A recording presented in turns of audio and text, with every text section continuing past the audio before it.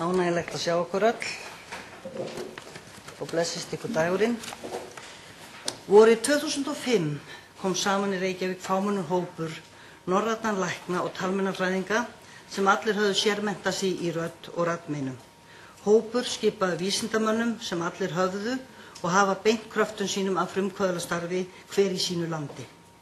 Þetta frumkvöðlastarf hófst fyrir örfáum áratugum og felst í því að rannsaka ástand radda sem leigðar eru út í atvinnuskyni, við hvaða áhættu þær búa og hvað er helst til bóta. Niðurstöður þeirra rannsókna hafa síður en svo verið uppörvandi og sýna nauðsyn á gagngerum breytingum, ekki hvað síst á hugarfarsbreytingu almennings og yfirvalda.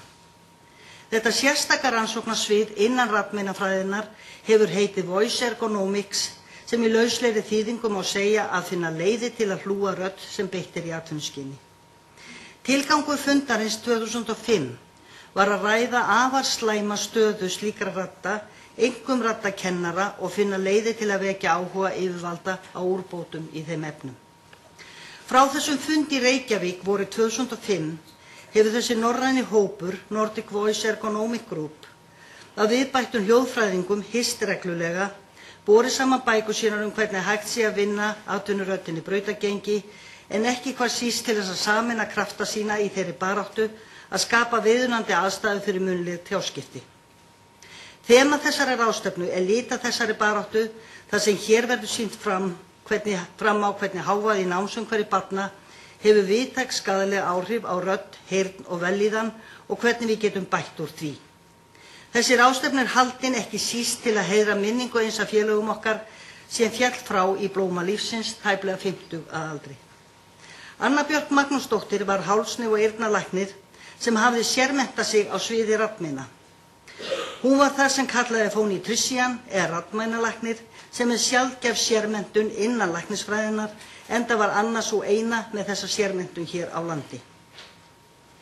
Fyrir okkur félaga hennar hér heima, mig og Ólaf Danielsson, hljóðvistafræðing, er fráfall hennar reiðarslag því við höfðum hafið samvinnu hvernig við getum reynt að koma raddvendamálum í betra horf.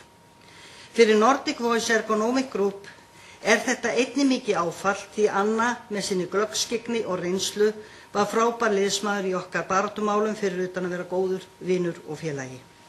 5 úr þessum hópi flytja hér erindi og vilja með því heiðra minningu Önnu Bjarka Magnúsdóttur og þakka henni fyrir samvinnuna og samveruna. En læknirinn og vísindamaðurinn Anna kom víðar við henni á sviði Voice Ergonomics. Hún var bæði virtur læknir og vísindamaður á sviði raddmeina almennt og vann jöfnum höndum sem slíkur bæði hér heima og í Lundi í Svíþjóð. Fráfall hennar er því fleirum áfall en þeim sem skipa okkar litla hóp. Það er von mín og minna félaga að þessi ráðstefna skili slíkum árangri að hún verði verðug minningu Önnu Bjarkar. Með því að bæta tjáskiptaumhverfið í námsumhverfi barna vinnum við að bættri raddheilsu kennara, bættum hlustunarskilyrðum og þar með meiri vellíðan, því þetta eru allt óaskiljanlegir þættir. Takk okkur fyrir.